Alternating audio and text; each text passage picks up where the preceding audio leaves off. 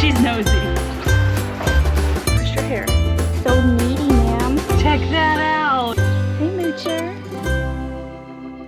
Hello, welcome back to Sage and Stone Homestead. My name is Heather. We are long overdue for a goat update, so I have that for you on video today. But I also wanted to show you the goat's milk ice cream base that I have made quite a few times now, and it is very, very good. And you do not need a cream separator. You don't have to have goat's cream in order to get goat's milk ice cream. So it's only 4 ingredients. Now, I am going to be using my Ninja Creamy to make this into ice cream, but you can use this ice cream base in any ice cream maker that you have. My friend Megan has one of those KitchenAid chiller bowls. This would work perfectly in something like that. The recipe that I'm using actually came with my Ninja Creamy, but I've altered it a little bit because it calls for cream, and I've used cream, the goat's cream, in this recipe before, but the issue that I was having is that my goat's cream in that particular machine was turning into butter. So we'd have these little chunks of butter in our ice cream, and it just was not the right texture. So if I replace the cream in the recipe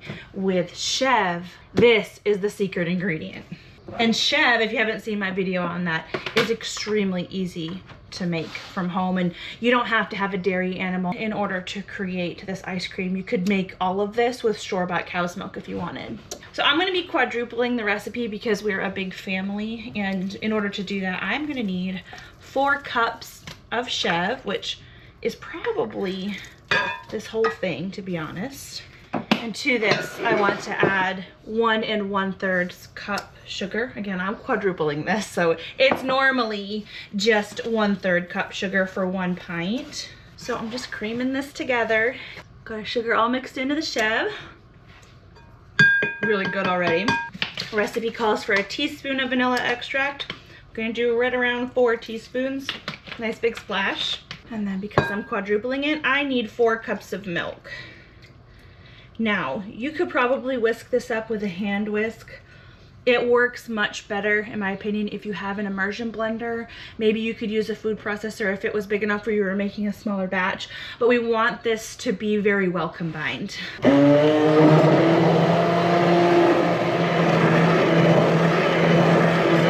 So I wanted to blend this until everything is well combined. You can see that it's quite creamy. It's like a loose pudding at this point. Or if you're used to making soap, it's kind of funny. It looks like the soap has come to trace, but this is not soap. So at this point, with everything well blended, the ice cream base is done. And if you had like the KitchenAid mixer like my friend Megan has, or if you had an ice cream churn, you could just add this straight to the ice cream machine or the bowl and get to making ice cream.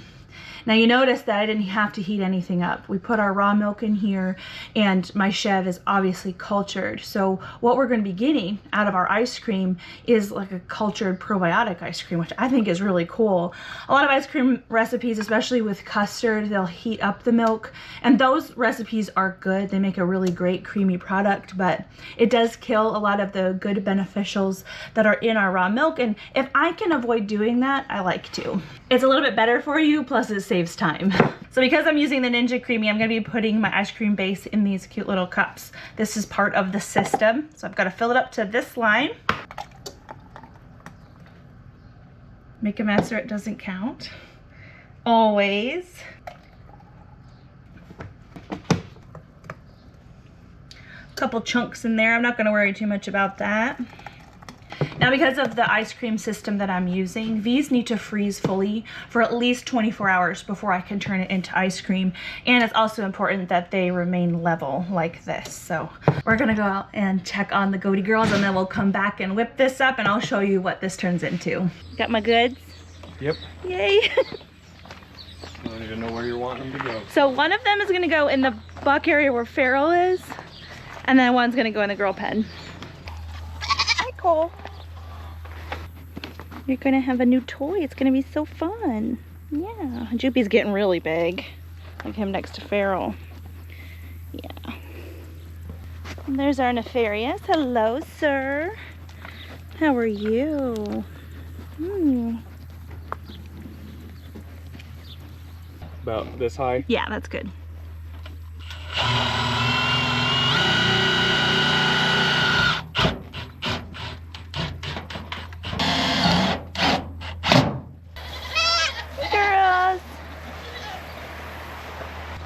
You're looking good, Margie.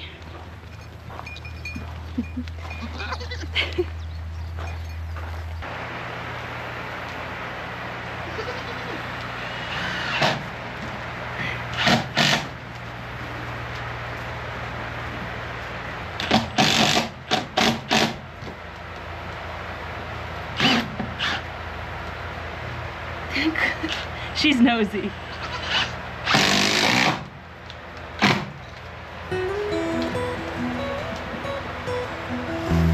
Right away.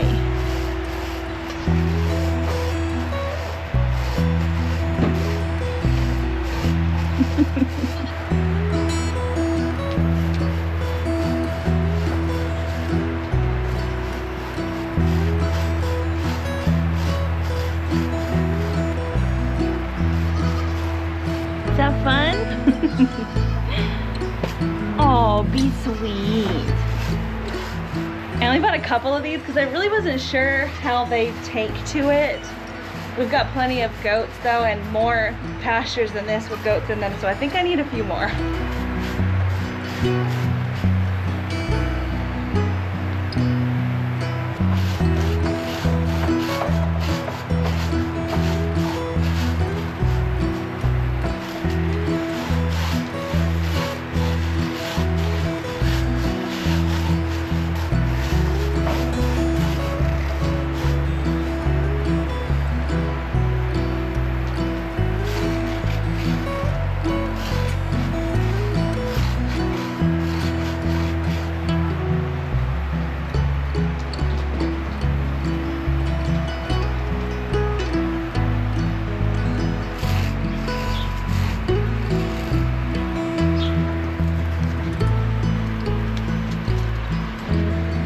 Alphas, you're the only standard that hasn't figured it out.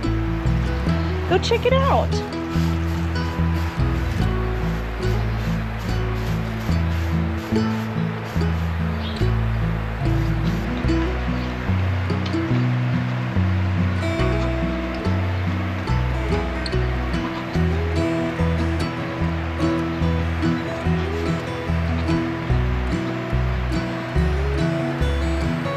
You're doing a good job nursing that giant baby Tolly.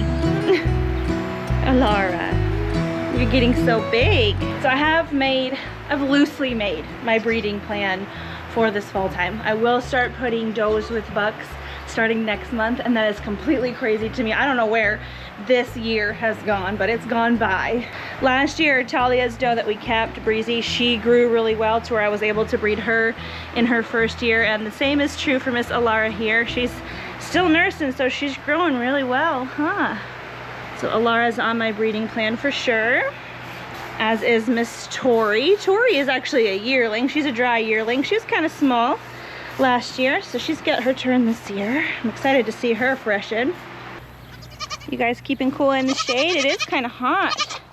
Winnie's being held off until summertime next year before she's bred.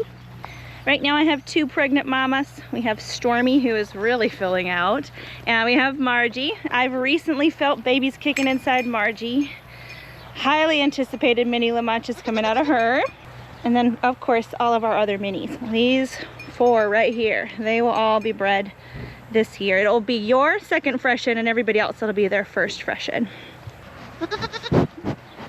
In total, I will be breeding 10 does to kid in springtime, which is not, I've definitely had more kidding in springtime before. I think even this last year it was something like 12. I like to spread out my breeding so that the kiddings are a little bit spread out, so it won't be too bad, huh? Yeah, you guys are gonna do great anyways. No one's gonna need any help.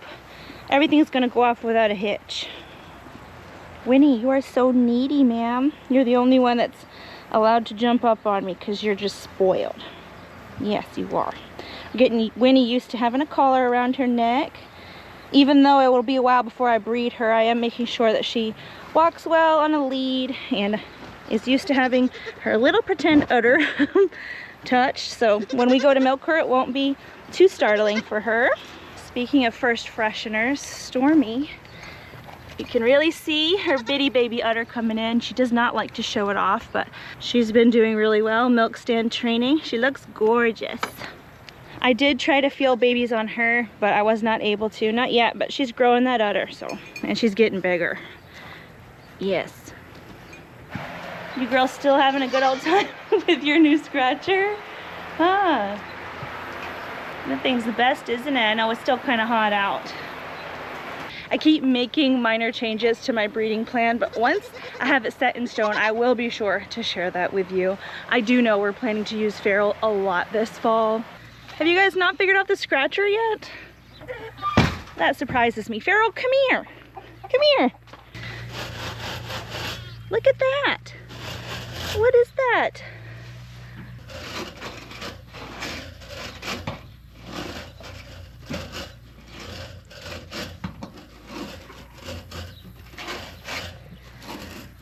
This bottle baby is more interested in mama. Cut it out. Cut it out, sir. The sun is still pretty high in the sky right now, and he just wants to be in the shade, so maybe we'll check on him a little bit later. All right, so it's ice cream making time. It's actually been a couple days since I filmed putting the ice cream base in these cups and then placing them in the freezer. So these are more than frozen enough. And with this particular machine, they say that you need to make sure that the top is nice and level. This has a little bit of a bubble in it, so I mean, it's level enough for me. I think it's gonna work out fine. I'm actually missing, there's like a canister thing that goes in here. I need to locate that. Found it. It looks like a little coffee pot. It's kind of cute. So all I have to do is take off this lid here, set that down in. This set of blades up here is what's going to churn the ice cream. So get this locked in. Press ice cream. Let her in.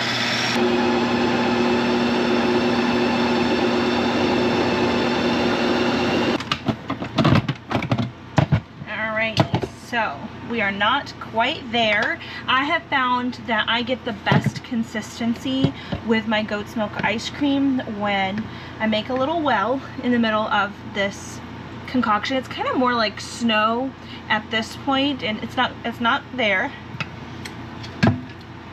So I'll make a little well in the middle, put about a tablespoon of fresh milk in here. We'll put this lid right back on, and then there's a feature on here called respin. It's right here, this button. Click that.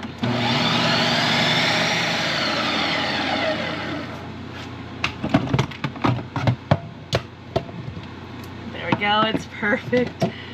Check that out. It is absolutely perfect. I don't know why the first churn doesn't really do it, but the second churn absolutely does.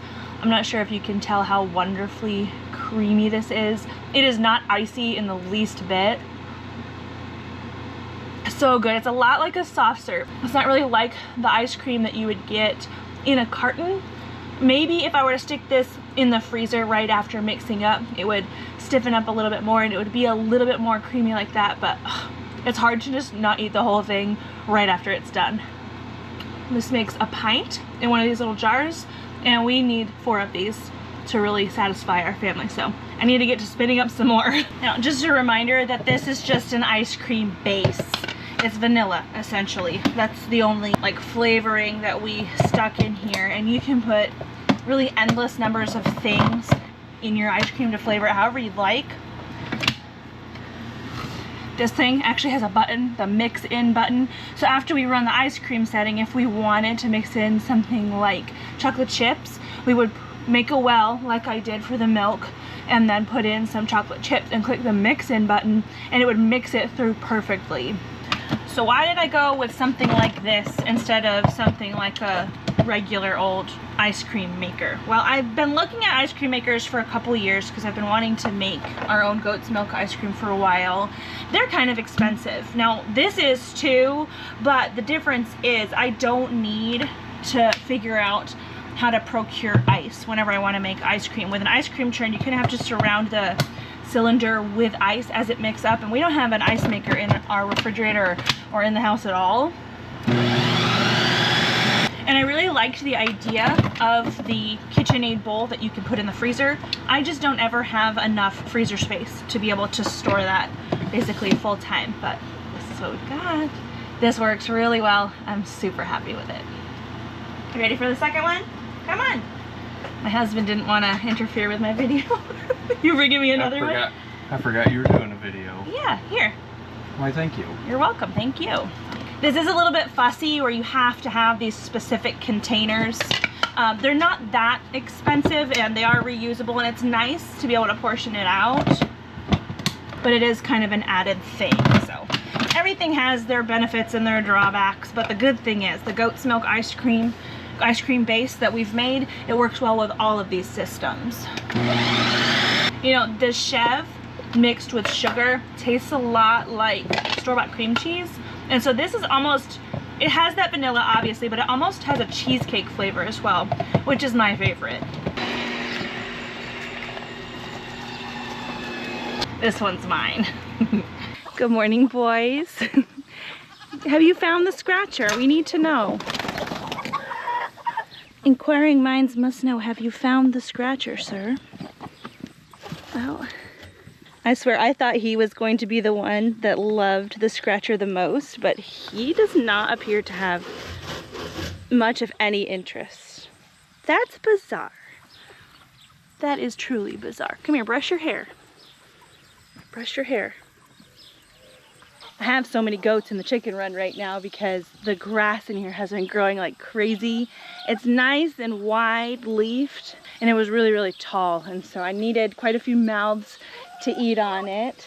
You guys have done a great job. Come here, come over here. He says no. You're not a morning goat, are you? That was a good stretch. Good stretch. I've actually got a Nigerian buck plus a couple wethers over in this pen here. This is electric netting, I love it. I've got a couple boys over here. This is our wether, Mochi. He's our resident wether. And this guy is one of the little bucklings born early in the year. His name is Turd. The grass in their pasture is pretty long still too, so this is good. We've had quite a lot of rain this year, and in theory that's not the most ideal situation for goats because the damp moisture on the leaves of the grass allows those worm larvae and things to kind of creep up there and can perpetuate worm issues, but the rain is allowing the grass to grow long and the pastures haven't been overstocked, so they haven't been overgrazed. They say that pastures that are 6 inches or longer, you're less likely to have worm issues on. Can confirm. I've got to come out here and mow this today. But we have one more goat pasture and a couple more goats to see this morning. My goats are not early risers at all. Come here, Mooch. It's been a while since we set eyes on you, at least on camera. Hi, sweetheart. Yeah, and there's Elf. How are you? Oh, you're so cute. I cannot wait to use you this fall. Yes, we've got plans to use Mooch in our mini La Mancha program. So you're gonna have some very tall girlfriends. Just look at him, isn't he pretty? Hey, Moocher. You're gorgeous. Yes, you are. And you're so sweet. Yes, you are. So sweet. You're a little scaredy goat, aren't ya? You're doing good though. And your forage is quite long in here too, so they're doing good. So I'm sorry it's been a while since I did a good goat update. It's just the time of year where the goats are just eating grass and chilling out, but that is soon to change. We're going to be doing our whole herd disease test later on in the month, and then it's breeding season, so much more goat content to come. And like I mentioned before, my friend Megan makes goat milk ice cream too at her house. She uses that KitchenAid bowl that you put in the freezer. Her recipe is actually a custard base. It is a lot less like soft serve than the one that I made in this video, and if you're interested in seeing that, I'll put it up here.